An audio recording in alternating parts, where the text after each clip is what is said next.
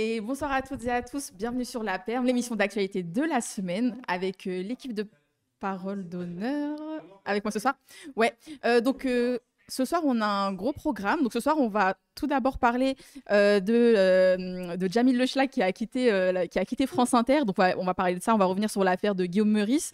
On va aussi aborder les polémiques qu'il y a eu à la FFF, là, les polémiques islamophobes sur les collants notamment. On va évidemment parler de l'offensive contre Rafah qui est en cours actuellement à Gaza, qui a été annoncé par Israël aujourd'hui, et peut-être d'autres sujets si on a le temps. Voilà, là ça va dépendre. Et ensuite on a un autre programme, donc là il y a Wissam à côté, mais il est surtout là pour l'émission d'après, sur les soulèvements de la Terre. Donc l'émission s'appelle Intifada de la Terre. Incroyable jeu de mots, c'était l'idée d'Azadi qui est ici aussi sur le plateau. Donc il y aura des membres des soulèvements de la Terre pour parler de tout ça. Et avant ça, je fais la petite promo pour le Ciné-Club, les gens. Le Ciné-Club de PDH, on a déjà vendu, je pense qu'on peut le dire, on a vendu une centaine de places. Il en reste au moins une centaine. Donc dépêchez-vous, allez prendre vos places pour le Ciné-Club qui aura lieu le 21 mai, et où on diffuse la bataille d'Alger au cinéma Luminor à Paris. Voilà, c'est un mardi soir. Le Luminor, c'est juste derrière Beaubourg, hein, c'est facile. Exactement. Et il y aura ensuite, ce sera suivi d'une discussion. Il y aura Youssef, il y aura Omar Bendera. Donc vraiment les Algériens classe quoi. Là c'est. Il y aura Monsieur Robinstein. Exactement. La DZ Mafia. La DZ Mafia. Là. Ça fait pas mexicain Bendera? Ouais, grave, un peu. C'est Bendero. C'est un gros mot en plus. Ça va rester poli là. Hein. Waouh, je savais pas que c'était un gros mot. Je savais pas, c'est lui. C'était lui. Mais les moi je connais pas hein. Moi je savais pas que c'était un gros mot. Moi je connais pas les gens. Écoutez, je vous en prie, hein, un peu de. Ah d'accord, ok. Ouais, avec moi sur le plateau ce soir, Wissam Gzelka. Bonsoir. Magnifique. Allez, presque. Samir Bouslina. Bonsoir. Ça va? Samir Bouslina, militant décolonial. Ah non, mais lui, franchement. Militant décolonial. Ouais, mais sinon, je dis ça pour tout le monde. Tu fais ce que tu veux. Moi, voilà. Moi, c'est Samir Bouslina, militant décolonial. Rouge, mais militant décolonial. Vas-y. Tout rouge, parce que je viens de voir ma tête. Azadi, ça va? Ça va et toi? Ouais, tranquillement. Youssef Boussouma? Ça va très bien. Alors, pas militant décolonial. Depuis que je sais qu'un certain nombre de personnes se disent décoloniaux, là, je retire. J'aurais Samir. Je retire. Je vais pas citer des noms, mais. Et Asia, tu es étudiante? Oui, bonsoir. Ouais, salut, ça va? Alhamdoulilah, et toi? Très très bien, merci beaucoup. Les gens, Djamil Lechlak, je m'y attendais pas du tout. Incroyable. Donc je rappelle que ça a été suite. Est-ce qu'on peut diffuser la vidéo peut-être? Un petit extrait? Je commence à présenter et ensuite on va peut-être regarder ensemble un petit passage.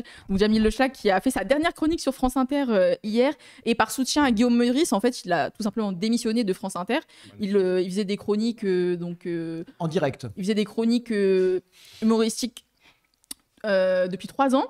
Voilà, donc on avait l'habitude de le voir au micro de France Inter, comme d'autres humoristes. Hein. France Inter, ils prennent beaucoup d'humoristes pour faire des petites chroniques un peu comme ça. Et donc il a démissionné, donc parce que Guillaume Meurice a été mis à pied par la direction de Radio France. Donc c'est pas exactement France Inter, c'est Radio France. Donc il a été suspendu en attente d'une décision qui pouvait aller jusqu'au licenciement. Voilà, donc ça c'est. Et pourquoi? Parce qu'il avait réitéré en fait sa sortie sur, on va dire, la vanne qu'il avait sortie sur Netanyahou. Sur Netanyahou un nazi sans prépuce. Un nazi sans prépuce. Et ça avait fait une polémique de ouf, je sais pas si vous vous souvenez, ça fait plusieurs mois. Juste un truc, je vois les gens sur le chat. On m'a parlé de l'annonce de cessez-le-feu tout à l'heure. Bien sûr. Oui, on va en parler juste après. On vient de voir, là, on va en parler avec quand on va parler de Rafah. Ouais. Donc oui, un nazi sans prépuce, et il avait gagné son procès. En tout cas, il n'avait pas été condamné par la justice, mais là, entre guillemets, c'est Radio France qui renouvelle la pression, si vous voulez. On est de retour, les gens, donc on va juste lancer la petite vidéo sur Djamil Lechlak. C'est bon, j'arrête de parler, vous avez vu ma tête pendant 5 minutes, c'est bon, on passe à Djamil Lechlak. Allez, c'est parti. Attends, c'est parti, presque, ça va être lancé. Ça va être lancé. Ah, mais je crois qu'il n'y a plus de vidéo. C'est pas grave. Ouais, on peut faire sans la vidéo. On fait sans la vidéo. Tout le monde l'a vu. Tout le monde a vu la vidéo de toute façon. C'est pas grave, les amis. C'est pas grave. Chill. Qu'avez-vous pensé de ça? Est-ce que vous avez vu la vidéo? T'as pas vu? Oui, non, mais on s'en fout. Oui, ça me dit. Oui. De toute façon, il n'aime pas l'humour de Djamil Lechlak, donc on s'en fout. Non, mais j'apprécie le geste. Tu n'aimes aucun humoriste actuel. Il n'y a pas besoin de regarder la vidéo pour commenter ce que tu Si, parce que ce qui était vraiment pas mal, d'après ce qu'on m'a dit, c'est que carrément. On a déjoué la censure, ouais. Il démissionne en l'air, enfin en plein dans sa chronique. Et c'est vrai que ça, c'est quelque chose d'historique. Quelqu'un qui tire sa révérence comme ça, non mais c'est bien, je veux dire. Ça veut dire qu'il leur met un vent, comme on dit, en direct. Et ça, c'est extraordinaire. Pour reprendre les mots de la productrice officielle de Parole d'honneur, le premier qui démissionne de France Inter par solidarité avec Guillaume Meurice, c'est un arabe. Alors, c'était pas le. Ah, non, mais il y a un problème. Non, mais c'était pas le. C'était Yanis qui a dit ça.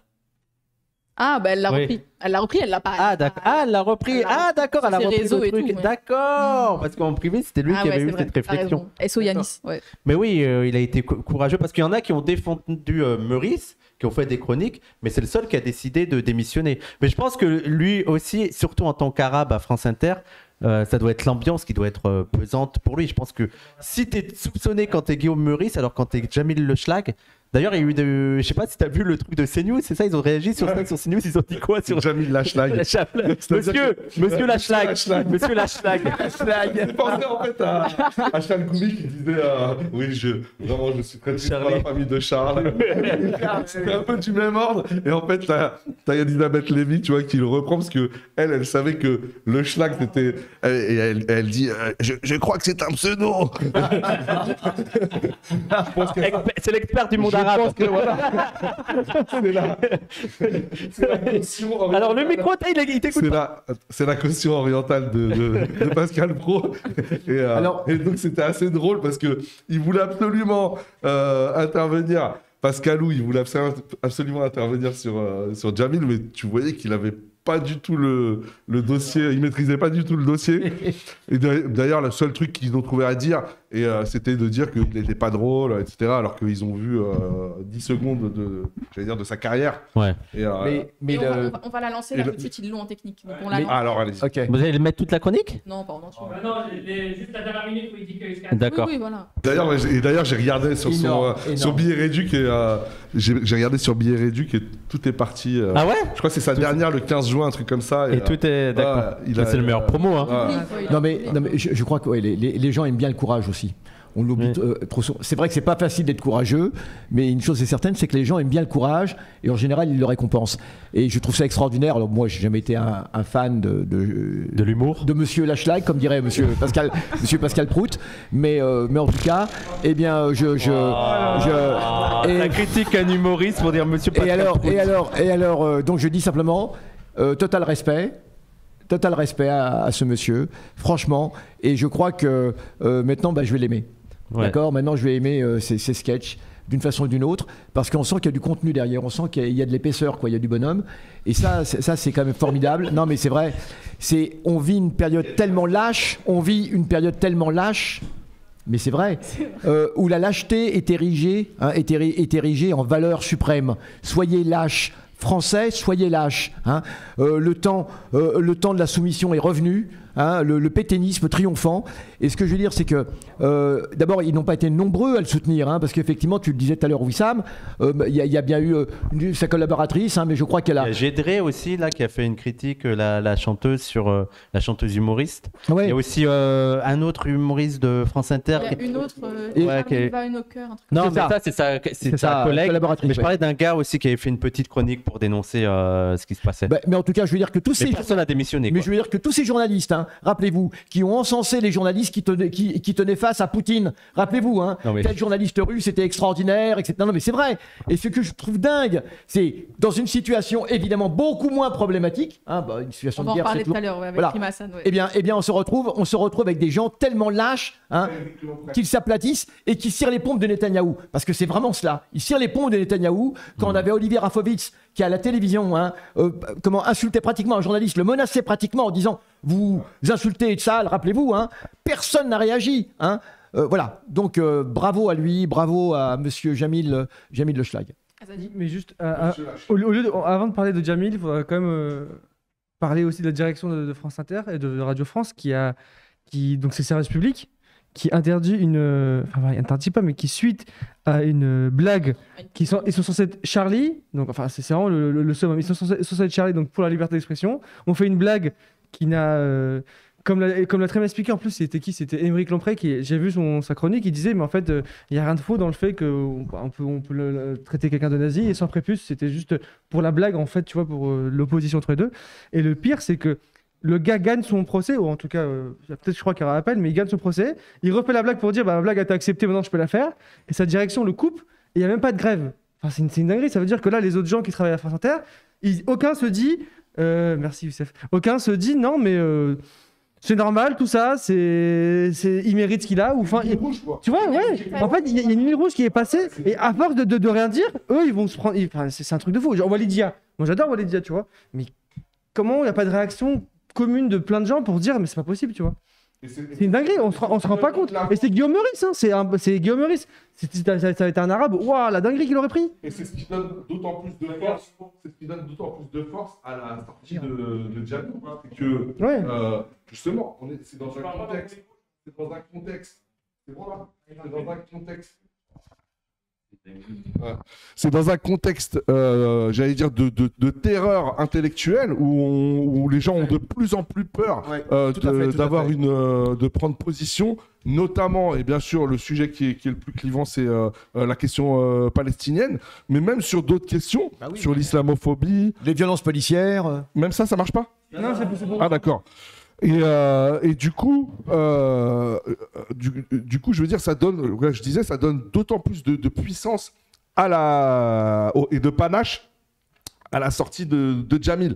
Faut se rappeler quand même que c'est un gars, il y a 3 ans, il faisait une chronique sur Radio Nova avec Bellatar. Il était totalement inconnu. Il faisait ses petits spectacles. Il avait quelques centaines de spectateurs, de followers et tout.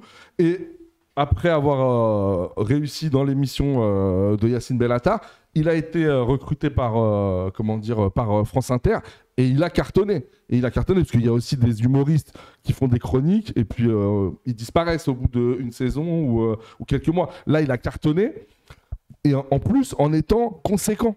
C'est-à-dire que je ne sais pas si vous aviez vu sa chronique il n'y a pas longtemps justement sur Palestine, Israël, où il faisait une sorte de grande réunion où tout le monde pourrait se parler, où il parlait aux Palestiniens et aux Israéliens. Et franchement, il avait des positions, alors pas radicales, mais en tout cas qui étaient conséquentes. Tu vois, il a jamais... Et là, je trouve qu'il a boucler la boucle. Pour moi, il a bouclé la boucle. C'est-à-dire, en gros, il leur a dit, voilà, moi, dans cet espace-là, je pourrais pas faire mieux, je pourrais pas faire plus que ce que j'ai fait. Et ce que je ferais, forcément, ça sera à un moment donné, sinon criminalisé, au moins ostracisé, quoi. Et donc, bravo à lui. Oui. Je te donne la parole après. Mais sur Radio France aussi, il y a beaucoup de personnalités qui ont dénoncé ça aussi, une dynamique plus générale, parce que c'est intéressant d'inscrire ça dans une dynamique plus générale, au niveau des programmations, des émissions, etc. Il paraît qu'il y a beaucoup de programmations plutôt de gauche, plutôt critiques, qui ont été déprogrammées petit à petit, sous prétexte de raisons budgétaires, financières. Voilà. Donc des émissions... Comme tu dis, c'est un beau prétexte. Ouais. Voilà. Des prétextes aussi. Et nous, on l'analyse depuis plusieurs mois avec le récit sioniste qui accompagne Radio France, à s'en demander parfois comment Radio France se différencie de chaînes comme BFM TV, etc.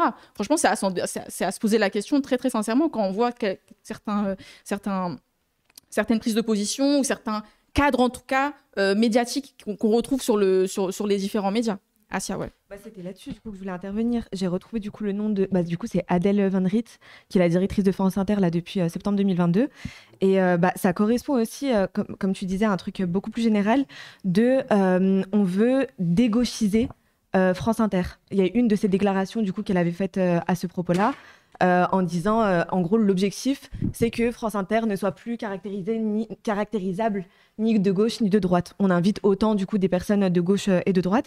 Et du coup, l'émission dans laquelle Jamil Le Schlag, Walidia et les autres intervenantes qui passaient dans cette émission, du coup, je crois que de base c'était une quotidienne. Et là, du coup, c'est devenu juste une émission le dimanche.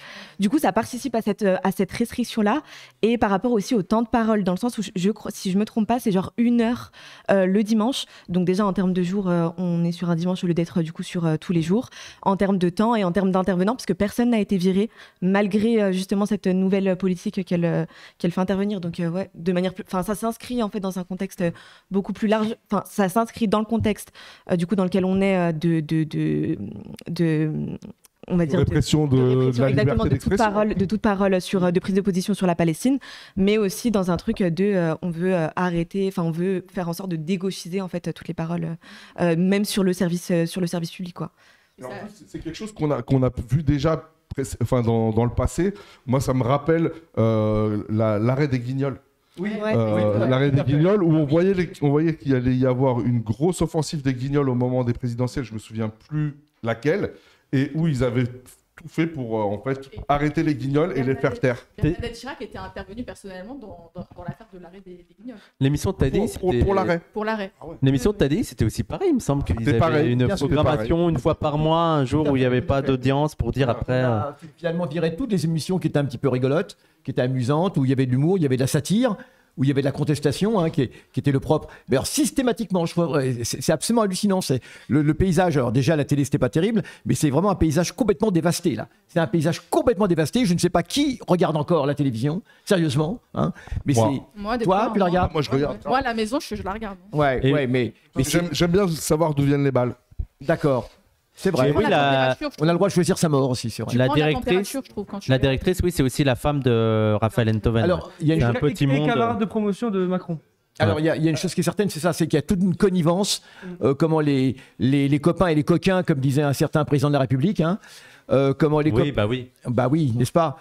Comment, pour ne pas le citer, mais on va quand même le citer, Mitterrand. Bah oui. Et les copains et les coquins, et je crois qu'au niveau de l'information, la concentration, la tendance à la concentration de l'information et d'une façon générale à la concentration du capital, bon, ça va avec, hein, mais on a vraiment un phénomène de concentration des pouvoirs de l'information qui sont absolument terribles. Et là, surtout avec l'offensive. De collusion. Et de collusion totale. Hein, on voit la famille Rafovitz. Alors, dans la famille Rafovitz, je voudrais évidemment Rafovitz, porte-parole de l'armée israélienne. Je voudrais aussi la nièce qui est aussi conseillère politique et qui fait partie de la team Glucksmann, faut quand même le savoir. Aussi, hein, et puis la femme qui dirige un très important groupe qui donne du contenu de l'information, soi-disant c'est du contenu vivant. Hein, on l'a vu, c'est très vivant Gaza en ce moment.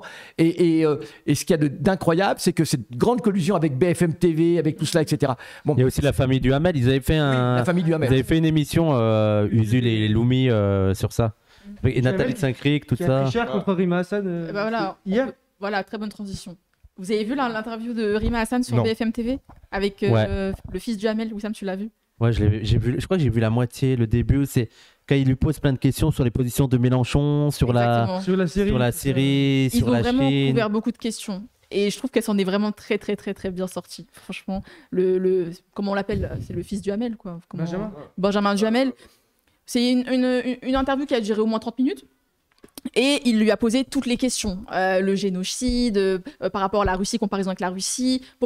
Comment est-ce qu'elle qualifierait ce qui se passe au niveau des Ouïghours? Pourquoi est-ce qu'elle ne qualifie pas ça de génocide? Alors, et là, vraiment les Ouïghours, à quoi ils servent? Personne n'a autant parlé parmi les fachos des Ouïghours. Hein. C'est extraordinaire. Mais sachant que ce que disent les gens, c'est que vous accusez Rima Hassan aujourd'hui même qui a l'accueil du président chinois. Tu vois, et que tout le monde se félicite de la personne est en train de parler des Ouïghours. La seule fois où il parle des Ouïghours, c'est pour attaquer Rima Hassan sur la position. C'était il y a 2 ans là sur la question du génocide. Mais même, je veux dire, en fait, elle a eu un côté impertinent qui lui a permis de s'en sortir en fait. Et je trouve qu'elle est très forte sur ça. C'est la stratégie pour pas être déstabilisée, c'est qu'elle se fout un peu de la gueule du journaliste. Ouais. Et elle a très bien fait. Oui, ça passait bien. Après de toute façon, moi j'ai l'impression que de toute façon ça, ces interviews, là où tu vois qu'elle s'en est bien sortie, c'est que ceux qui ne l'aimaient pas, ils vont continuer à pas l'aimer, et ceux qui étaient un peu partagés, vont continuer à être partagés, quoi. C'est resté sur le statu quo. Mais tu sens vraiment c'est un interrogatoire de police, quoi. C'est vraiment ils l'ont attaqué. Ils lui ont demandé si elle condamnait le Hamas ou pas. Non, mais c'est ça. En fait, toutes les positions de Mélenchon, genre de Mélenchon de 2015. Voilà. Tu te rends compte? Ça fait 10 ans et c'est à elle de défendre ces positions-là, tu vois. Dans l'inventaire du mélenchonisme. Tu te rends compte? T'as une Palestinienne devant toi, tu lui dis, attends, avant de parler de ton peuple, pourquoi ton pote, il y a 10 ans, il a dit ça? Et c'est quoi ta façon de relativité? Et même si on parlait des Ouïghours, ils seraient pas capables de répondre en plus. Si tu leur dirais qu'ils vivent une islamophobie que subissent les Ouïghours, on pourrait même en parler, mais ils n'en ont rien à faire. Ils n'ont rien à faire en fait, c'est ça qui est et d'ailleurs, les Rohingyas, ils n'en disent pas un mot. Pourquoi les mêmes qui s'intéressent comment aux Ouïghours? D'ailleurs, la question avait été posée à M. Glucksmann, qui est très disert sur les Ouïghours et qui ne dit pas un mot sur les Rohingyas. Voilà. Et qui donc lui aussi fait ses choix politiques bien précis. Hein, voilà. Mais sans aller jusque-là, c'est-à-dire qu'eux, ils veulent défendre les musulmans. mais sauf en France. Je crois qu'il y a Et en eu. Palestine. Je crois qu'il y a et en Palestine, mais pour d'autres raisons. Et là, par exemple, c'était ce week-end, la Villeurbanne. Les voitures brûlées à Villeurbanne. Il y a beaucoup d'actes islamophobes actuellement, des attaques de mosquées, des tagages de mosquées, etc. Et là, alors je ne sais pas si c'est ce week-end ou en tout cas très récemment, il y a eu 9 voitures qui ont été incendiées devant une mosquée de Villeurbanne. Et là, ce que je veux dire, j'utilise ce fait divers pour montrer que en fait, ils sont pour les Ouïghours, mais par contre, ils sont incapables d'avoir une position, j'allais dire, de solidarité. Mais pourquoi Parce que je pense que en fait, réellement, ils n'en ont rien à péter des Ouïghours. C'est juste, c'est une indirecte, quoi, comme dirait l'autre. Leur objectif, c'est d'affronter et d'avoir des prétextes de critique et comme les familles iraniennes, d'affrontement avec la Chine. De donner des gages à l'impérialisme, à l'atlantisme en fait. Voilà, Et, c'est ça. Ouais. voilà. Non, mais c'est aussi d'essayer de les mettre devant ce qui serait des contradictions. Et aussi de faire tout le truc. Vous parlez de la Palestine, mais vous parlez pas des centaines de gens, de centaines de milliers de gens qui meurent ici ou qui meurent là. Sans se rendre compte. En fait, il y a aussi un truc qui m'énerve là-dedans. En fait, l'idée, c'est de dire, vous parlez de la Palestine une par instrumentalisation politique. Genre pour attirer les Noirs et les Arabes. Comme s'il n'y avait que les Noirs et les Arabes qui étaient révoltés par ce qui se passe en Palestine. Et on a vu la semaine dernière avec Alma Dufour que c'est faux. Il y a des gens Dans le monde entier, même. Voilà, il y a des gens qui... C'est un manque de respect. C'est là où leur storytelling, là, il s'effondre parce que là, ça devient vraiment mondial. Non, mais c'est un manque de respect aussi aux Français de souche, tu vois, de dire, bah oui, ils peuvent pas Alors, être... selon Aurore Berger, ils sont soit antisémites, soit incultes. Voilà, et donc il y a la question de l'instrumentalisation et aussi la question de l'antisémitisme.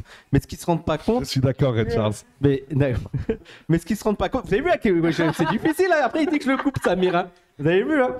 Mais ce qu'ils se rendent pas compte, c'est que la Palestine, en fait, c'est un symbole de la lutte anti-impérialiste. C'est-à-dire, à travers la lutte de la Palestine, tu parles de toutes les luttes anti-impérialistes qu'il y a dans le monde. C'est pas pour rien que là, je suis en train de lire Thomas Sankara, et Thomas Sankara en parlait lui-même. Et pour terminer aussi sur ce point, c'est une position que j'arrête pas de répéter, c'est qu'il y a des gens qui me disent, oui, mais pourquoi vous parlez pas des Ouïghours? Pourquoi vous parlez pas de... je sais plus ce qu'on m'avait dit d'un cas. Et je dis, oui, en Iran, il y a un gars qui est enfermé, qui est condamné. Mais vous vous rendez bien compte que nous, on est contre la condamnation d'un rappeur.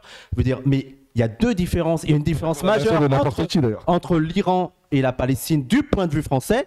C'est que la France soutient Israël. La France vend des armes à Israël, la France soutient Israël. Ce n'est pas le cas avec l'Iran. Nous, ce qu'on veut, c'est que la France arrête son soutien avec Israël. Bien sûr. Et en fait, c'est une continuité. Sur ça, je voulais t'amener à dire ça tout à l'heure. C'est si eux, ils s'intéressent à la question des Ouïghours et à l'attaque de la Russie, c'est uniquement parce que eux s'inscrivent dans un agenda qui est atlantiste. Alors, non seulement un agenda, mais un camp militaire. Un camp atlantiste. Voilà, sinon, c'est pas que des idées, c'est un camp militaire. Sinon, ils parleraient de toutes les luttes dans le monde. Il y en a plein des luttes dans le monde. Ils choisissent pas n'importe lesquelles. Ils choisissent les Ouïghours et ils choisissent la guerre en Ukraine. Oui, les femmes iraniennes. Ils parlent pas du Congo. Exactement. Oui, le Congo, jamais. Ils parlent pas des Kurdes. Ils parlent pas du Sahel, ils parlent pas du Congo, ils parlent pas, etc. Et c'est exactement pour ça. De Guantanamo. Pourquoi on parle pas de Guantanamo? Bien sûr. Et Glucksmann, il est pas pour le droit international. Pourquoi on parle pas? Pourquoi c'est jamais abordé la question de Guantanamo dans l'une des plus grandes démocraties du monde? Et c'est exactement pour ça que ce qui a aussi choqué, ce qui a même choqué à gauche sur les réseaux, comme extrait du passage de Rima Hassan sur BFM TV, c'est quand il a essayé de la coincer sur la Russie, etc. Il lui a mis une intervention de Mélenchon qui datait de plusieurs années, et il a dit, est-ce que vous êtes d'accord avec ça sur ce qu'il dit sur la Russie et tout et tout? Et elle a dit, bon, déjà ça fait plusieurs dizaines d'années, etc. Et notre position elle est très claire sur la guerre en Russie. Et ce qui a choqué, c'est qu'elle a dit, Israël c'est pire que la Russie. Bien sûr. Et là il y a plein de gens qui sont pas d'accord avec ça. Oui, moi je suis stupéfaite. Parce que sa phrase n'est pas terminée. Après elle explique, c'est sur les questions du droit international. Israël a pas respecté, a violé davantage de je sais plus ce qu'on dit, le terme de résolution. Voilà, de résolution de l'ONU que la Russie. Mais même au-delà de ça, sur plein de plans, il y a. Oui, sur l'histoire aussi de la colonisation. C'est pire que la Russie à plein de niveaux. Mais bien sûr, et surtout d'abord la Russie. La Russie, quoi qu'on en pense, n'est pas un colonialisme de peuplement. On peut dire que c'est un État autoritaire, mais c'est pas et malheureusement, il y a une hiérarchie dans l'horreur, moi je pense. Oui, je pense qu'il y a une hiérarchie dans l'horreur. C'est évident. S'il n'y a pas de hiérarchie dans l'horreur, pendant la Seconde Guerre mondiale, on n'aurait pas été aux côtés de Staline contre Hitler. Et pourtant, tout le monde a été aux côtés de Staline contre Hitler. Et Staline, Dieu sait que c'était pas un modèle de démocratie, encore une fois, pour les gens de l'époque même. Hein. Donc, il est clair qu'on établit des hiérarchies. Et c'est vrai. Et moi, je pense sincèrement que le système sioniste et le sionisme en tant que colonialisme de peuplement est bien plus grave que tout, parce que ça vise non pas simplement à exploiter un peuple ou à imposer des choses, mais à le faire disparaître et à le remplacer. Je pense qu'effectivement, c'est pire que tout. Bien sûr que Israël est bien pire que Poutine. Mais en plus, dire que c'est pire, ça veut pas dire que c'est bien. Dire, pour moi, les États-Unis, c'est pire que la France. Ouais. Tu vois, et pourtant, la France est un pays impérialiste sur lequel. Mais les États-Unis, c'est pire. Il y a une hiérarchie dans leur. Mais je pense que, juste pour revenir à ce que tu disais, Wissam, tu parlais de la Palestine comme symbole des luttes anti-impérialistes. Ça, c'est un point de vue qu'on peut avoir en tant que militant. Mais je pense que la Palestine, c'est surtout symbole de l'injustice. Surtout de l'injustice. Les gens, quand ils soutiennent la Palestine, ils sont pas là en mode vision anti-impérialiste, ils sont vraiment en mode. Ils sont là, ils sont soulevés par ce qui se passe en Palestine. Il y a quelque chose de viscéral, quoi. Il y a quelque chose de vraiment de l'affect humain, au-delà de la question politique, qui fait que quand Rima Hassan dit Israël, c'est pire que la Russie, je pense que les gens aussi le perçoivent. Moi, je l'ai perçu comme ça. Je me dis, en termes, au-delà du droit international, au-delà de tout ce qu'on veut, c'est en termes d'injustice profonde. Bien sûr. En fait, c'est pour ça que, de ce qu'on dit là à la fin, c'est ce que disait Youssef. C'est que le colonialisme, c'est l'injustice à son paroxysme. Et ce qui se passe en Palestine, c'est vraiment les curseurs mis au maximum, avec en plus l'implication des Américains, etc. De peuplement. Et surtout, ce qui est important, c'est que la Palestine, c'est une histoire. C'est une histoire qui date de plus de 75 ans, voire même encore de 100 ans. Et toutes les générations ont subi ça, tu vois. Moi, je connais quelqu'un, je connais plein de gens. Tu vas avoir des darons de 50 ans, des blancs, qui sont des droitards à fond, mais sont pro-palestiniens à cause de Renault, par exemple, ou d'autres trucs, tu vois. C'est une lutte qui transcende tous les champs politiques, et c'est pour ça que quand elle dit que c'est pire que la Russie, au-delà du droit international, parce que moi, le droit international, ça commence à me taper sur le système, qu'on passe son temps sur le droit international, parce qu'il est vraiment... Il y a des critiques à en faire, on sait tous, mais en même temps, si même. Mais t'es joué sur leurs contradictions, c'est ça le droit international, t'es joué sur leurs contradictions. C'est utile d'un point de vue rationnel, on va dire. Nous ferons une émission là-dessus. Évidemment, même si la Cour internationale de justice, même si l'ONU, tout ça, ils disaient pas que c'était un génocide, nous, on serait battus pour le dire. Ils le disent, on l'utilise, évidemment. C'est ça pour dire aux gens, ils le disent, on l'utilise, mais il faut pas non plus trop se baser là-dessus. C'est pour ça que, par exemple, dans la réponse qu'a fait Rima Hassan, je me souviens, elle avait dit selon le droit international, les Ouïghours ne subissent pas de génocide, il n'y a pas de trucs et tout, il n'y a pas d'experts qui nous disent ça, qui disent telle chose. Mais en même temps, c'est pas une réponse, enfin, c'est une réponse de juriste parce que c'est son boulot. Mais nous, en tant que militants, on ne peut pas se permettre de dire ça. C'est pas parce que quelqu'un, même si Amnesty International ne disait pas qu'il y avait un apartheid en Palestine, on l'aurait quand même dit. Tu vois le truc de. Il faut faire attention aussi aux façons dont on utilise les.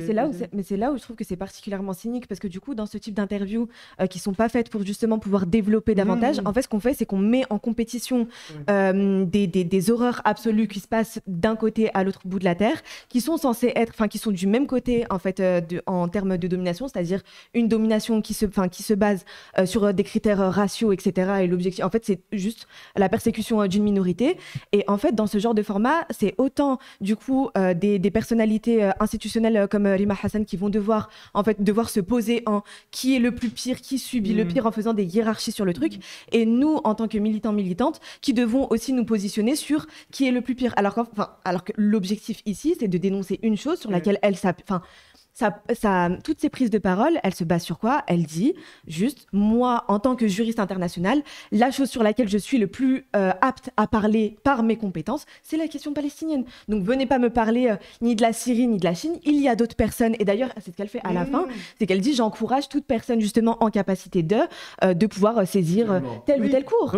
Et en fait, c'est ça la dinguerie. C'est que du coup, nous aussi, on se retrouve à se retrouver limite bloqués dans des contradictions qui n'existent pas. Personne n'a dit qu'il n'y avait pas un génocide en cours en Chine sur les... La France insoumise l'a dit, mais moi c'est pour ça, c'est le problème aussi sur le mot génocide. C'est pour ça que pour moi, en fait, là où on est tombé dans un piège pour moi, c'est de vouloir en faire un enjeu, le terme génocide, parce qu'on a l'impression que maintenant, pour vraiment se mobiliser sur la Palestine, il faut dire qu'il faut le qualifier de génocide. Comme si c'était pas un génocide, ça serait moins grave. Mais moi, c'est pour ça que je parle de massacre ethnique, ou voilà. Mais en fait, et là, on tombe dans un débat qui sert à rien de savoir est-ce que clairement on peut parler de génocide ou pas génocide. Vous voyez, c'est un peu, on dirait, c'est ceux qui vont nous casser les pieds avec l'expression de Camus, mal nommer les choses, ajouter du malheur au monde. Non, ce qui ajoute du malheur au monde, c'est de passer 3 heures à savoir si on doit parler de génocide ou pas, alors qu'on est à plus de 35 000 morts. Et dans le même temps, on n'a aucune information qui sort de Gaza depuis tout ce temps. On ne parle plus du tout de Gaza. Mais je vais me faire l'avocat du diable. Peu importe le mot que tu utilises, si tu remarques bien dans les médias, ils vont à chaque fois contester. Épuration des Oui, mais aussi, ils justement- contestaient, rappelle-toi. Mais pour moi, Massacre l'idée- aussi, ils vont contester.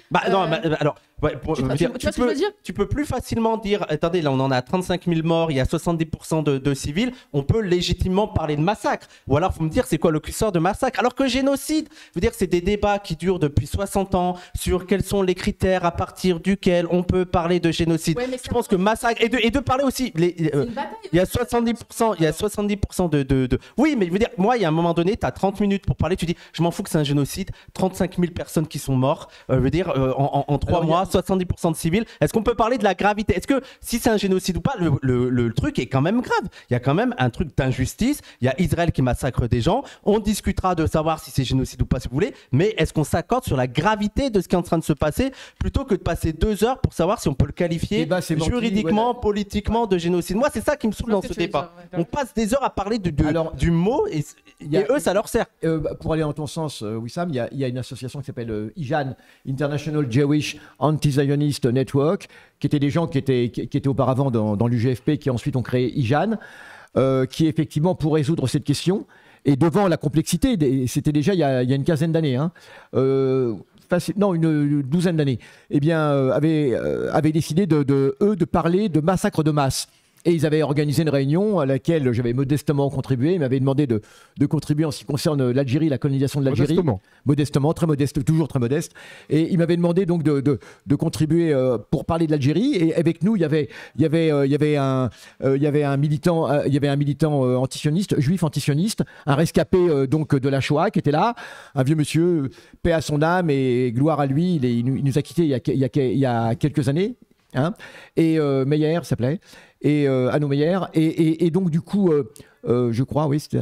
Et donc lui avait parlé de la Shoah, etc. Il y avait d'autres personnes, et donc moi j'avais évoqué. Et donc eux, ils disaient pour régler cela, parce qu'à chaque fois ça hiérarchise, on préfère parler, on ne veut plus parler de génocide, et on parle de massacre de masse. Et donc moi j'avais fait quelque chose sur massacre de masse en Algérie, lui avait fait massacre de masse contre les juifs, etc. Donc c'était un petit peu les questions. Et ça allait dans ton sens. C'est une bataille politique aussi. Oui, non, mais Oui, d'accord. oui, mais attendez. Même nous, à Oui. l'international, tout Oui, le monde mais- essaye de- Attendez, mais ça on est Non, tous mais le d'accord, problème, on est c'est tous d'accord. que le problème, c'est par exemple, là, je vois des gens qui disent qu'il y a un enjeu juridique. D'accord, mais pour moi, l'enjeu là, parce que Je suis pas sur dire, BFM TV, juridiquement, l'enjeu pour faire condamner Israël de génocide, ça va mettre du temps. Les gens, moi, pour moi, il y a Mais une de toute priorité là, c'est de parler du massacre, Mais- du fait qu'on s'en fout. Dire, en fait, il y a l'idée que, ouais, mais si on dit pas que c'est un génocide, c'est moins grave, c'est moins important. Non. L'idée, c'est de dire, mais l'enjeu n'est pas de savoir si là, on peut qualifier ça de massacre ou de génocide, c'est d'alerter sur la proportion immense de victimes Et puis- totalement et puis pour le innocentes droit- là-dedans, et puis- et d'un pour le territoire qui est aussi rasé. Bien sûr. Et pour le droit international. Rappelons que les États-Unis s'en sont sortis avec les Indiens. Je veux dire, les natifs évidemment. américains, Bah, on bien n'a sûr. jamais qualifié ça de génocide. Bien C'est pas sûr. pour ça que pour moi, c'est tout aussi grave Bien que sûr. l'esclavage, Et que de la toute Shoah, façon, que pour le tout droit ça. international,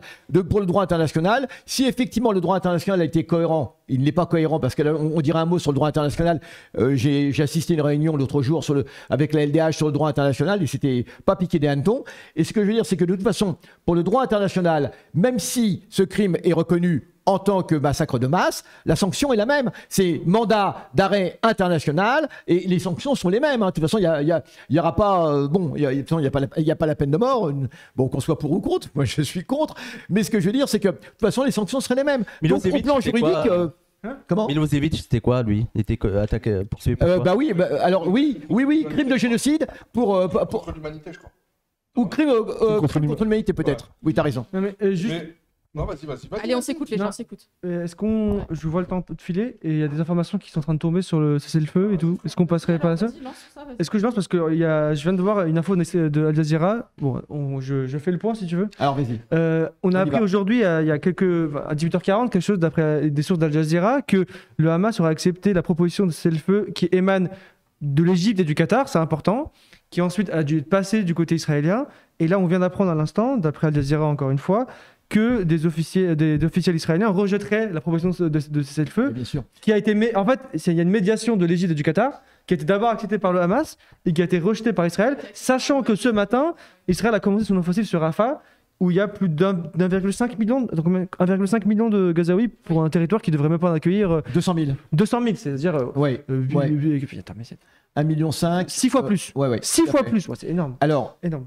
pour aller Juste pour te donner l'information. Ouais, tout à fait, tu as tout à fait raison. Alors, évidemment, cette trêve, cette proposition de trêve qui a été faite par le Qatar et l'Égypte, donc incluait, effectivement, c'était une trêve, hein, donc pas un cessez-le-feu définitif, mais ça permettait surtout aux habitants de Gaza de remonter vers le nord, tous ceux qui ont été chassés du nord. Hein. Ça permettait également à l'aide internationale d'entrer. Il y avait différents aménagements. Entre parenthèses, ce qui est fou, c'est que là, on parle de personnes qui se sont déjà déplacées du nord vers le sud. Oui. Il y a des gens, c'est leur deuxième ou voire leur troisième déplacement. Oui, il y en a 5 fois même. Et là, on est sur la partie est, je crois. Non, sud-est. Ils doivent remonter à Cannes, c'est ça. Ils doivent remonter au centre. C'est ça. Ouais. Alors, Israël a installé des checkpoints avec des tourniquets, vous savez, les hachoirs à viande, là, comme on a au métro Barbès. Comme ça, c'est l'image de Hazan, de la fabrique, qui avait trouvé cette image, et je trouve qu'elle est très, très juste. Moi, j'ai vu ça aussi dans tous les camps de Cisjordanie. Au camp de Daïché, par exemple, on a ça aussi. Hein, vous savez, c'est des tourniquets comme ça. C'est absolument incroyable. Et donc, du coup, Israël a installé cela pour permettre uniquement aux femmes et aux enfants de moins de 12 ans, et aux hommes, enfin aux garçons de moins de 13 ans, parce qu'à partir de 13 ans, on considère que ça peut être un combattant. Absolument. Et donc, du coup, tous les hommes actuellement âgés de plus de 13 ans ne peuvent plus sortir de Rafah et la grande boucherie va pouvoir commencer. Et donc, on va permettre uniquement aux femmes et aux femmes. Mais même à ce niveau-là, c'est très limité de toute façon.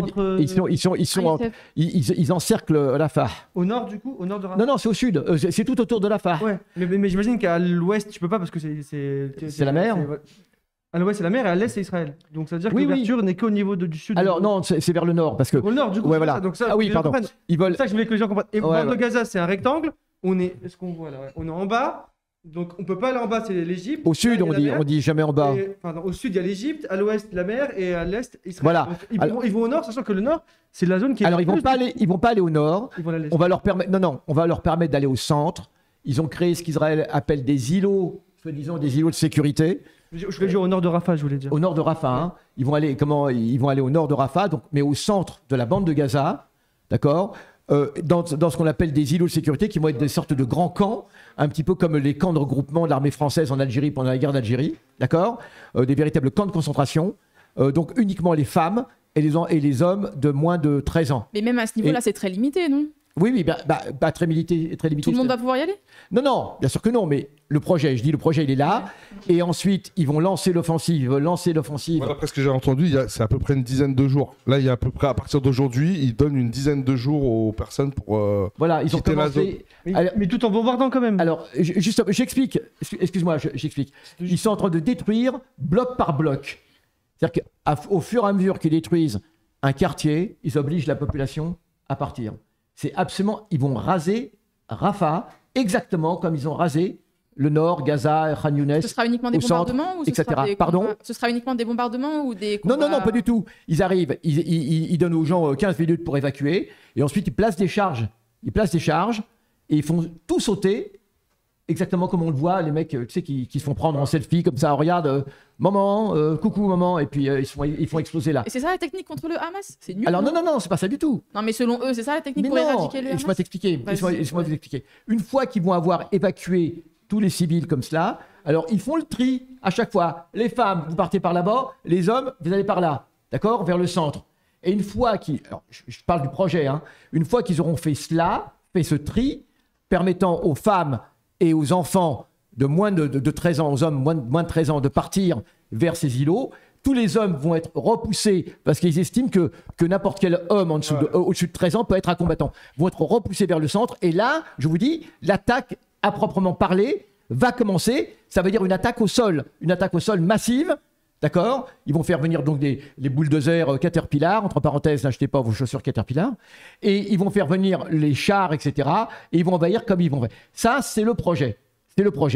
Et ce qui est terrible, c'est que dans ce contexte, eh bien évidemment, il n'y aura plus d'aide humanitaire qui va passer, il n'y a plus rien qui va passer. Évidemment, on ne voit pas dans quel contexte l'aide humanitaire va pouvoir passer dans le cadre d'une attaque générale comme ça. Donc, juste pour en revenir sur la trêve avait été proposée par le Qatar et l'Égypte. Évidemment, Hamas avait accepté pour adoucir les souffrances de la population. il semble que le chantage que Netanyahou fait à Biden, c'est soit Biden arrête les mandats d'arrêt internationaux, ou soit on envahit Gaza. Alors il est très incohérent, Netanyahou, parce que parfois il dit, même s'il y a une trêve, de toute façon, nous attaquerons, etc., etc.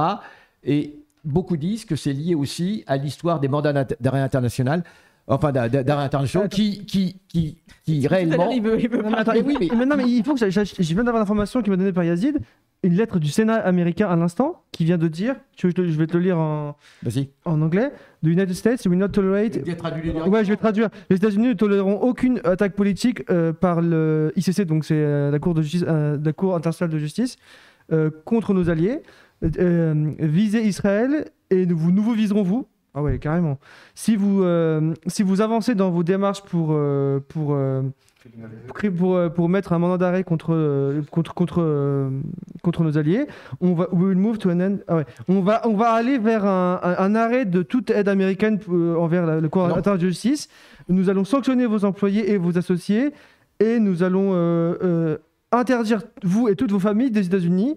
Vous avez été prévenus et les signataires, c'est des gens comme je sais pas, je peux dire Mitch McConnell. Attendez, il y a des gens comme Mitch McConnell, Kevin Kramer, enfin Ted Cruz, Marco Rubio, tout ça là. Toute la racaille. La loi américaine permet d'envahir tout pays qui passe en procès. C'est que les États-Unis légalement ont le droit d'envahir militairement le tribunal international. Ils ont le droit. La loi américaine leur permet de le faire pour les Américains ou les alliés des Américains. C'est absolument hallucinant. Ce qui veut dire qu'aujourd'hui, on se place devant l'alternative suivante. Soit le monde entier s'abaisse, s'aplatit devant les États-Unis et Israël, ou soit il y a un sursaut.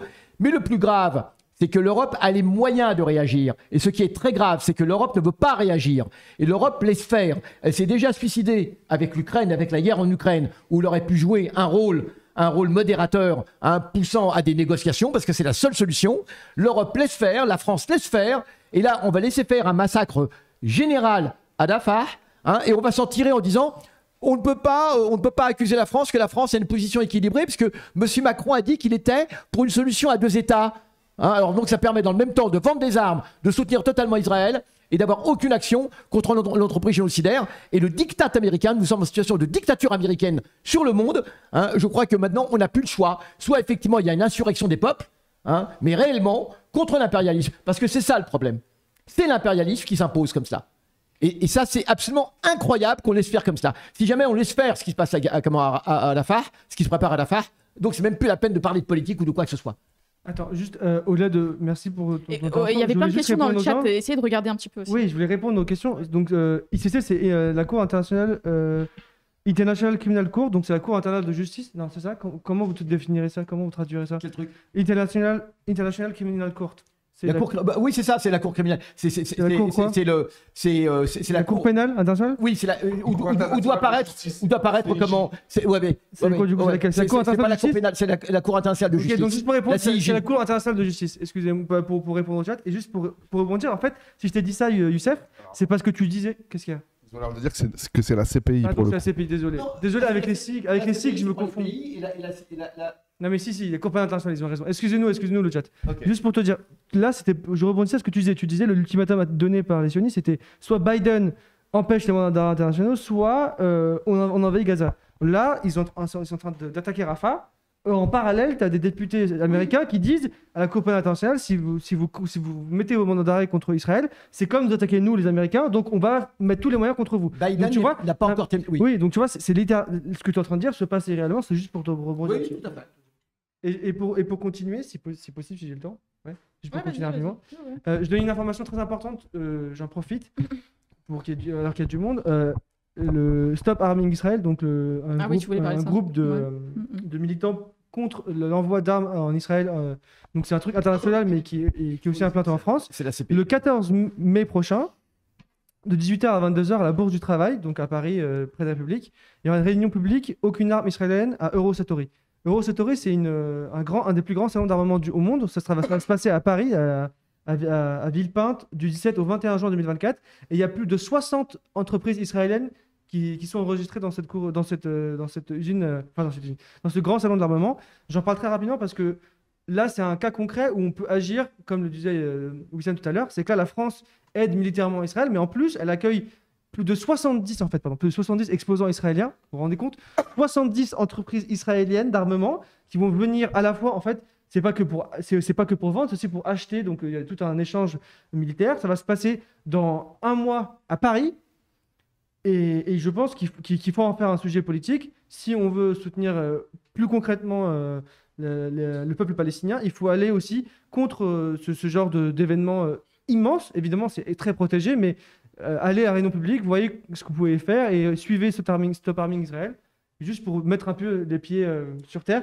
Voilà comment on peut agir au-delà de... Et il n'y a pas simplement Satori, il y a aussi un autre salon, c'est Millipol. Oui, il est déjà passé, je crois. Ouais, et qui est au Bourget. Donc la France, on voit bien que la France se place à l'échelon supérieur de la vente d'armes, de la mort et de la destruction, du marché de la mort et de la destruction. Et c'est ce qui est absolument incroyable, moi, ce que je trouve absolument dans cette affaire. Nous connaissons les États-Unis, nous connaissons Israël, mais la duplicité française, personne, c'est incroyable. Il n'y a pas un État qui est aussi duplice que la France. C'est absolument incroyable l'hypocrisie française qui essaie d'agir à tous les niveaux, qui essaie de tirer tous les marrons du feu, d'accord. Et c'est incroyable cela. La France vend des armes, fabrique des armes, soutient les dictateurs, soutient les criminels de masse, et ensuite, exhibe nous sommes la France, la patrie des droits de l'homme. Mais c'est absolument ignoble. Et quand on voit ce qui se passe à l'intérieur, et on va en dire un mot, la répression des militants de la Palestine, ça va tout à fait dans ce sens. La France est un impérialisme, mais en même temps, c'est un impérialisme qui n'a même pas la dignité d'affirmer ses positions et qui prétend toujours se cacher derrière le masque des droits de l'homme et du soutien des droits de l'homme. C'est absolument abject. Et c'est l'occasion aussi de rappeler les mobilisations étudiantes qui sont toujours en cours et qui se durcissent. Je pense à Sciences Po Paris, je sais qu'il y en a aussi à Amsterdam, l'Université Columbia à New York, aux États-Unis. Et aujourd'hui, il y avait le début des mobilisations lycéennes à l'appel de l'Union syndicale des lycéens qui a appelé à bloquer les lycées. Donc il y a une douzaine de lycées qui ont été... Il y a une douzaine de lycées qui ont été bloqués aujourd'hui. Et notamment à Sevran, il y avait Louis Boyard et Rima Hassan qui étaient à un lycée à Sevran dans le 93 ce matin. Voilà, et on avait des étudiants de Sciences Po la semaine dernière qui nous avaient rappelé ça. Et les étudiants, justement, ils se mobilisent notamment contre quoi? Contre les partenariats de leurs facs avec les facs israéliennes. À Sciences Po Lille aussi, ils se sont mobilisés sur ça, l'ESJ, etc. Et ça, c'est vraiment le nerf de la guerre, si vous voulez. C'est extraordinaire ce qui se passe actuellement. Les partenariats avec les facs israéliennes qui est totalement normalisé. Moi, j'ai fait des études de sciences politiques, etc. C'est totalement normal d'aller faire son année, sa troisième année en Israël. Franchement, c'est pire que normal. C'est même avantageux économiquement. Moi, je m'en souviens on te donnait de l'argent pour aller à Tel Aviv. Ah oui, non, mais attends. Là, c'est un peu loin, mais... C'est le soft power. Ce que j'ai dit, je savais pas. De l'argent, c'est qu'on te payait le vol. Mais dans ce sens-là, c'est pas on te donnait de l'argent, mais on te disait, viens. En plus, c'est gratuit. Le vol est gratuit. C'est tout l'idée de. Mais ça, c'est un truc connu. C'est le soft power. Le soft power israélien. Israël est obligé de faire ça. Israël est obligé de faire ça pour faire amener des gens aussi. Tu vois, c'est tout un. Que ce soit culturel, que ce soit sur, tu vois, à travers les concerts, les grands concerts qu'ils essayent d'organiser, les grands événements sportifs. Il y a encore pas si longtemps, tu avais le trophée des champions français qui était organisé à Tel Aviv, l'Eurovision, etc. Et moi, je connaissais pas mais ça m'étonne pas, quoi. Je veux dire, ça fait vraiment partie des offensives du soft power. Et en termes de soft power aussi, ils font du soft power, y compris pendant qu'ils sont en train de massacrer les Palestiniens. C'est d'une perversité assez, j'allais dire, presque... Enfin, pas presque, que je trouve terrifiante. C'est-à-dire que là, depuis 2 jours, depuis qu'ils commencent à annoncer l'opération de Rafah, justement, les porte-paroles expliquent que, comme tu disais, les zones... les îlots de sécurité. Voilà, les îlots de sécurité, les couloirs humanitaires. Tu vois, il y a tout un vocabulaire qui est développé sans aucun problème pour dire que, voilà, vous inquiétez pas, on va mettre à l'abri les bonnes personnes. Tu vois, on ne sait pas qui les bonnes personnes, tu as défini à peu près comment eux avaient, j'allais dire, divisé les bonnes personnes et les moins bonnes personnes. C'est-à-dire les hommes de plus de 13 ans, potentiellement, ce sont des combattants, donc ce ne sont pas les bonnes personnes. Et voilà, et limite, c'est presque comme s'ils étaient en train de dire, vous voyez, on est gentils, on les met à l'abri, les bonnes personnes. Mais ce qu'on doit tous avoir à l'esprit. Et moi, j'étais assez d'accord avec ce que disait Wissam sur la notion de génocide et tout, et qu'il ne faut pas se laisser, il faut pas que les responsables politiques se laissent enfermer des fois dans des débats, parce qu'il y a cette manière de terroriser l'intervenant. Voilà, est-ce que vous condamnez ceci? Est-ce que ceci est un génocide? Et vraiment, il faut que eux, et c'est ce qu'ils font, hein, ils arrivent à ne pas se laisser emprisonner dans ce débat. Et c'est que vraiment toujours rappeler les faits. Rappeler le nombre de morts, rappeler la proportion d'enfants qui est sans précédent, c'est-à-dire plus d'enfants tués en 7 mois qu'en 4 années de guerre dans le monde, le nombre de civils par rapport aux combattants, etc. Là, le fait d'affamer, comme ils sont en train de le faire, la population, le fait d'empêcher toute aide médicale et humanitaire, voilà. Le fait de tuer des journalistes, le fait de tuer des journalistes, de tuer des humanitaires, etc. Voilà, je pense que après comment on nomme les choses, je dirais que c'est presque pas cosmétique, parce que je veux pas. Ouais, moi je suis pas d'accord. Il y a un enjeu autour des mots. Non. Je suis pas en train de dire qu'il faut pas nommer. Ouais. Pour moi, c'est un génocide. Je parle. Mais stratégiquement. Lorsqu'on est j'allais dire acculé, ne pas rentrer dans Oui, on en parlait tout à l'heure. Non, mais stratégiquement, leur dire, vous appelez ça comme vous voulez, les faits sont là, quoi. Il y a autant de victimes, t'appelles ça génocide, massacre, on est d'accord sur la gravité du truc, c'est tout. Oui, parce que on va pas passer 3 heures sur génocide. Mais justement, le problème est là, c'est que Wissam a raison là-dessus, parce que souvent, les débats sémantiques permettent d'évacuer les vraies questions. C'est comme avec l'islamophobie. On va passer pendant des heures à savoir si ça existe, ça n'existe pas. Pas islamophobie. D'accord, si tu veux, il y a quand même discrimination de ces personnes-là. On va pas passer 5 heures à.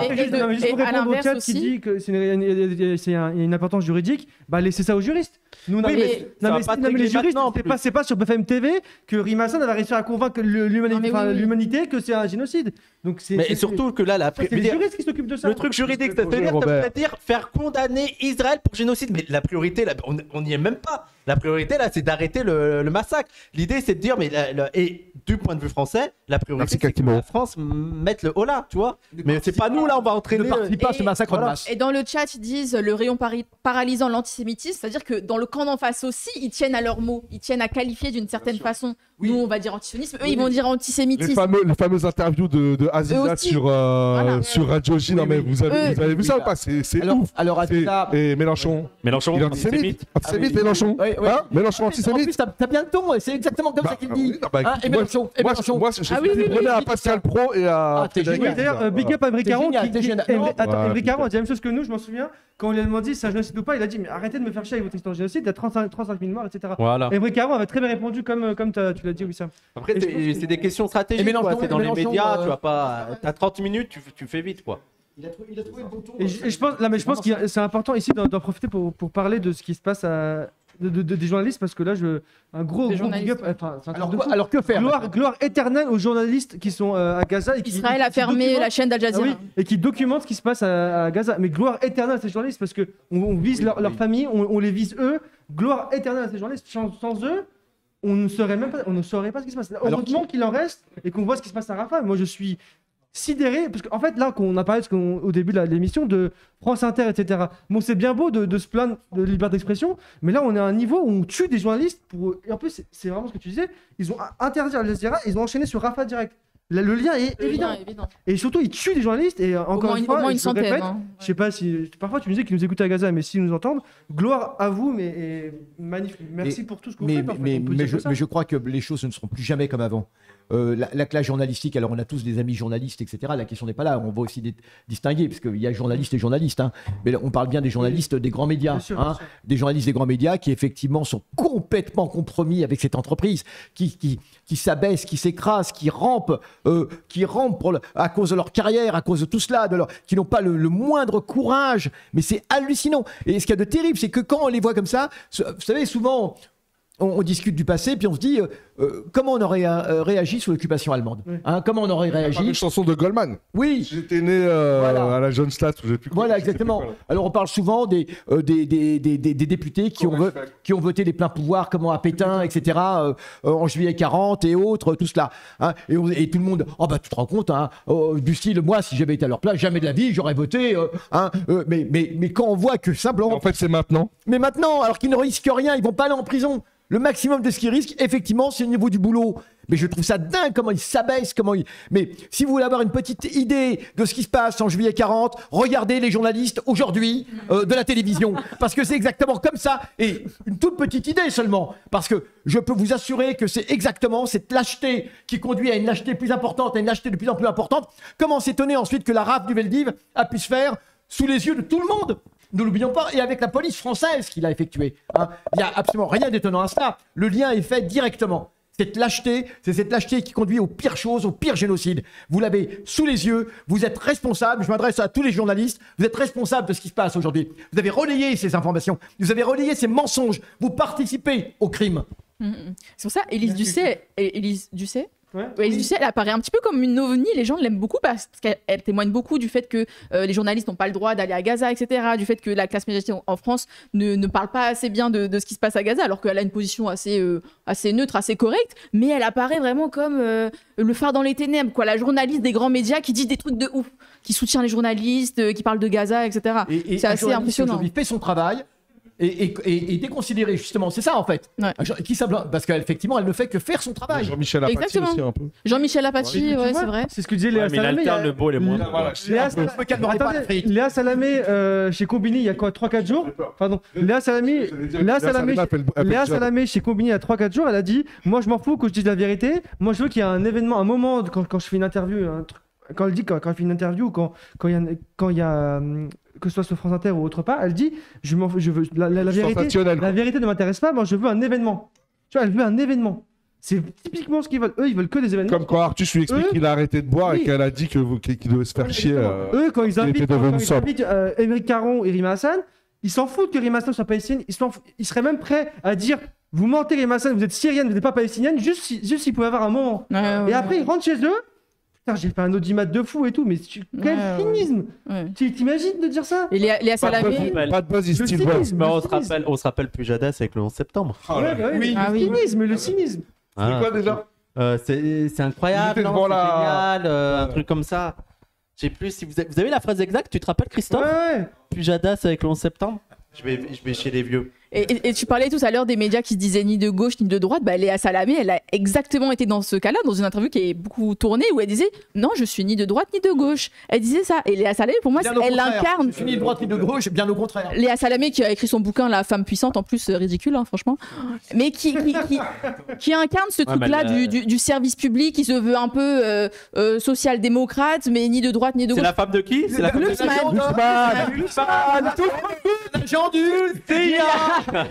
Mais on n'est pas misogyne, on va dire qu'il n'y a aucun lien entre les deux. C'est un peu complotiste, je trouve. Il n'y a aucun lien entre les deux. Qu'est-ce qu'ils disent? Les triangles. Ah oui. Illuminati. Nouvel ordre mondial. Je te jure. Non, mais elle incarne ce truc-là de la journaliste de Radio France qui sert les intérêts du pouvoir tout en ayant un peu de bonne conscience. Laissez parler Assia un peu. On se rappelle de son interview incroyable avec le patron qui avait fui le Japon, là. Carlos Ghosn. Carlos Ghosn. Qui a violé la loi et la mallette. Et il y a vraiment un truc comme ça de fascination du patron qui enfreint les lois. Mais attends, c'est elle qui a fait l'interview avec Bernard Arnault. Tu sais, elle est avec Bernard Arnault et ils font. C'est un truc, je crois, de France 2. Et elle est avec Bernard Arnault et tu vois. Ouais, Fondation et tout. Et il y a un passant qui passe, il dit vous savez qui c'est? Ah ouais. Elle demande au passant, le passant dit je sais pas, il dit c'est Bernard Arnault, l'homme le plus riche du monde. Léa Salamé, en plus, attends, elle a laissé passer ça dans son reportage en disant bah ouais c'est bien, tu sais, je suis là, je dis à un passant, il s'en fout, il veut juste passer, il lui dit attends, arrête-toi, regarde l'homme le plus riche du monde, regarde cette, mais c'est vraiment vole-le. Le chien de garde, tu vois ce que tu disais. C'est comme quand ils suçaient tous, je sais plus. Non mais ça va. Léa Salamé qui n'est pas inquiété par le fait que son pays est bombardé tous les jours par Israël. Hein. Je préviens juste, j'ai des lunettes. Parce que j'ai des lunettes de soleil pour l'opération, au cas où. Parce qu'on dit, je me sens plus faire pipi. Quand ils suçaient... Pardon, laissez-moi terminer ma phrase. Mais ça quand ils enfonçaient tous, je crois que c'était Bernard Arnault aussi, le milliardaire qui avait fait un don au Resto du Cœur. C'était pour Notre-Dame de Paris. C'était ça? Ouais, Non, pour la non, reconstruction. Pour les Restos du Cœur aussi, il y avait un autre truc. Ah, mais c'était d'accord, peut-être ok. pas Bernard Arnault, je sais plus. Ok. Un milliardaire, en tout cas, un des 10 milliardaires de France, là. Et ils étaient en mode, non, mais quand même, c'est super la charité des ultra-riches. Alors qu'on sait très bien qu'ils s'enrichissent sur le dos des Paye tes pauvres. impôts. Franchement, paye tes impôts, voilà. On sait très bien qu'ils s'enrichissent sur le dos des pauvres. Oh là là, c'est un discours démagogique. Ouais, bah. C'est la Je veux être stricte recruté vérité. chez Sinou, ça paye. Les jeunes, ça paye maintenant. pas assez là, ça va. D'autant que le Tu don. traînes trop avec Sabrina. Non, mais- Ouais, il non, a mais- fait un Avec TikTok. Sabrina. Mais d'autant, Depuis que je fais des manifs avec Et Sabrina, d'autant- là, tu vois, l'ambiance, là, c'est. d'autant pour reprendre ton, Sabrina, si tu nous pour regardes. reprendre ton truc, d'autant que le don qu'il a fait au Resto du Cœur est déductible des impôts ensuite. Hein. Donc il y avait vraiment aucun. Oh, merci. Merci Georges. Eh, mais laissez parler Asia aussi, là. Merci. Ouais, j'avoue. Merci. Georges Lafrite Molly. Faut s'imposer à Asia Vas-y, ici, hein. vas-y. Faut s'imposer. Ouais, Asia, vas-y. Non, mais moi, j'ai du mal. T'as vu comment je galère depuis tout à l'heure? Vas-y, Ça veut vas-y. dire que c'est on est Est-ce misogyne? que Léa Salamé t'inspire? En tant que femme puissante. Est-ce que tu te sens femme puissante? Parle de ce que tu veux. c'est bon. Mais laissez-la parler. Laissez-la parler. Parle. C'est bon, Waouh. La Tu chose peux sur parler, laquelle- vas-y. C'est gentil, c'est bon. La chose sur laquelle je veux revenir, c'était par rapport à l'importance de la sémantique. Je suis plutôt d'accord avec ce que, enfin, à nuancer sur la sémantique. Avec moi, c'est Ouais, ça. avec Marie. Merci, Oui. Asia. Parce que justement, en fait, le terme de génocide, au-delà en fait de l'aspect juridique, c'est aussi un terme qui est utilisé en fait par les Palestiniens et les Palestiniennes eux-mêmes pour pouvoir définir ce qui leur arrive maintenant. Et en fait, étant donné que le champ sensibiliser le grand public, Mais pour c'est ça. Et puis sensibiliser même- les affects. En fait. Exactement. Et puis même, en fait, étant donné que dans le champ médiatique, on est restreint sur absolument tout, c'est-à-dire qu'à chaque fois qu'on va donner un chiffre, on va vouloir le baisser parce que c'est le chiffre qui a été donné par le Hamas. Quand on va vouloir donner ce terme-là, on va vouloir le ramener à quelque chose. Justement, essayer de placer un terme qui fait écho à quelque chose dans la mémoire collective, dans le sens commun, à quelque chose de gros. Je pense que c'est important de mener cette bataille-là. Et je trouve que Halima Hassan, elle l'a dit fait. vos arguments, les mecs, donc c'est bon. Merci. Voilà. Mais surtout que Halima Hassan, elle l'a fait sur France Info en vrai. Elle l'a fait sur France Info dans le sens où elle l'a dit non, en gros, vous me couperez pas, enfin, vous me Vous n'allez pas me censurez pas, censurer. vous n'allez pas me Ouais, censurer sur ce génocide. Oui. Ouais, mais Mais est-ce que, franchement, à votre Ouais, avis, vous finissez. est-ce que le fait. Non, mais non, justement, non, c'est une vas-y, question que je te pose. Est-ce que tu crois que le fait de dire génocide, ça a convaincu davantage de personnes? non, mais l'objet après. Bah oui. Non, mais. Non, mais même ça pas ça. ça mais sensibilise. c'est- Non, mais les- C'est juste que si au bout, c'est juste que si au bout de 7 mois, des personnes ne se sont pas positionnées, ces personnes ne vont pas se positionner. Donc l'objectif, c'est de faire en sorte des personnes qui sont déjà sensibilisées, qu'ils aient le discours approprié quand ils interviennent, que ça soit dans le champ académique, dans le champ médiatique, auprès de leurs proches, dans des champs beaucoup plus restreints en fait de politisation. Quand on regarde par exemple là, les mobilisations étudiantes, elles sont intervenues hyper tard en soi, dans le sens où en fait les étudiants sont connus justement pour il se passe quelque chose, on intervient. On regarde toutes les mobilisations étudiantes sur les questions de la les retraite, grèves, ouais. toutes les Sur les grèves retraites, possibles. pardon, ouais. En fait, il y a des blocages dès le lendemain. On regarde des facs. Moi, j'étais du coup du côté de Lyon. Il y avait une réforme qui se passait ou une proposition de réforme ou de loi. Le lendemain, ça bloquait les facs. Là, on est quand même à 7 mois, plus de 30 000 morts. C'est une dinguerie quand même qu'on ait mis autant Bah voilà. de C'est temps beaucoup plus impliquant aussi. C'est arrivé après les États-Unis en Mais plus, t'as c'est- vu? Exactement. Alors qu'on a un mouvement étudiant Et beaucoup après plus le marqué. Et après Ouais. le Canada. Non, mais ce qui sont est quand même ouf, des c'est comme tu dis, on a un mouvement étudiant qui existe depuis la loi travailleur au moins où c'est solide, mais on a attendu les Américains pour se réveiller, quoi. C'est ça, C'est assez c'est ça. fou, ouais. C'est ça. Et Mais- du coup, avoir ce terme-là, je trouve que c'est important Mais pour pouvoir ju- justement les placer pour faire pression au sein des champs. Enfin bref. Après, on dit Non, pas mais de la pas question, utiliser, on dit pas de c'est pas pas utiliser. d'interdire hein. d'utiliser le mot génocide. Moi, je m'en tape. C'est la La question, stratégie. c'est stratégique. C'est-à-dire, quand t'es devant du Hamel qui te casse les pieds pour la définition juridique, moi, je lui dis, j'en ai rien à foutre, parlons Oui, je des vois ce que faits. tu veux dire. Ouais, mais Je demande en pas le soi- mot et après, tu peux l'utiliser le mot génocide. Et aussi, il y a un truc qui me dérange un peu Ça dans le dépend mot de l'espace génocide, aussi. c'est que, en fait, on participe à une hiérarchie en mode. Ah, ce qui est le plus grave dans les crimes, Oui, c'est le oui. génocide. Et j'ai l'impression qu'il y a un enjeu que je trouve malsain là-dedans, de se dire si on dit pas que c'est un génocide, c'est pas grave ce qui se passe en Palestine. Donc c'est pour ça que je suis un peu en mode, n'en faisons pas non plus un enjeu crucial sur le moment. Là, c'est déjà désastreux. Ce qui veut dire que massacre, ce que vous voulez, c'est déjà désastreux. La priorité, c'est d'arrêter ce qui se passe, le massacre en cours. Et si il faut tolérer, je veux dire, s'il faut accepter avec quelqu'un de dire, bon, ok, on va pas parler de génocide, il y a quand même 30 000 morts, ils sont là. Bah, moi, je suis dans le moment là, face à du Hamel, je serais comme ça. Je serais en mode, bon, allez, on s'en fout. Appelez Les ça amis, comme vous voulez, il y a ça. On fait encore 10 Juste- minutes. Non, Attends, juste- attends, ouais, pardon. T'inquiète pas. On fait encore 10 minutes, c'est-à-dire que j'avais Avec pensé ces parler de animaux, la polémique FFF sur les collants. Ouais. Mais là, tu veux intervenir, Oui, donc vraiment. réfléchissez bien à votre temps de parole. On a Ouais, une non, intervention. moi, c'est vraiment pour Vas-y.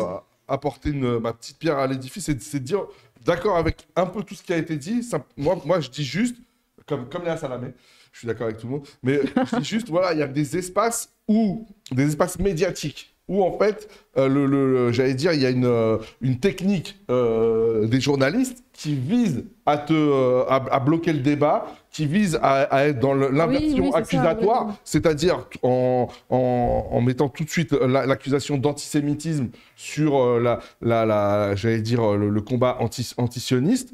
Et donc, voilà, c'est plus à ce niveau-là. C'est pas de dire on n'utilise pas le terme génocide.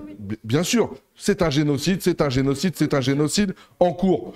Et par contre, dans certaines comment dirais-je, conditions, j'allais dire, de confrontation avec le système, parce qu'il faut bien se dire que ce qu'est ce type d'interview sur BFM, c'est une confrontation avec le système. Il faut des fois faire un petit pas de côté et peut-être prendre les choses différemment. C'est aussi dans une logique de cohérence de l'AFI qui sont en mode on porte la qualification de génocide, on va la porter partout, quoi. C'est pas là on va pas la porter, là on va dire ci, là on va dire ça. Je pense qu'ils sont dans une dynamique un peu stratégique, c'est global, et c'est resté réfléchi, quoi. Mais on peut ne pas être d'accord.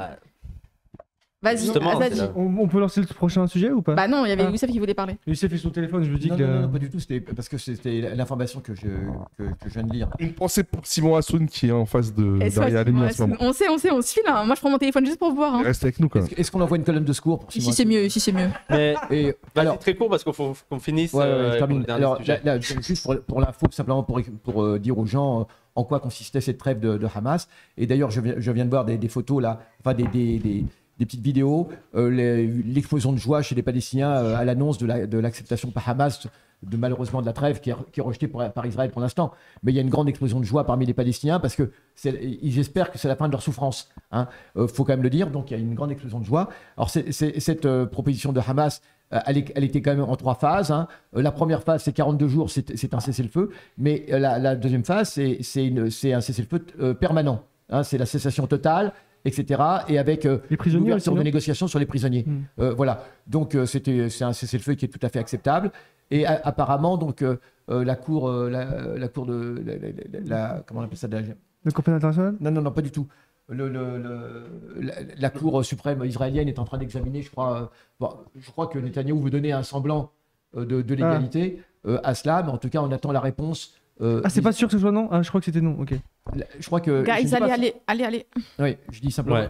On n'a pas encore de totale réponse. Okay. Je vais juste te laisser... De totale réponse par rapport à Israël. Okay. Donc voilà, en tout cas... Très vite. En tout cas. Très vite.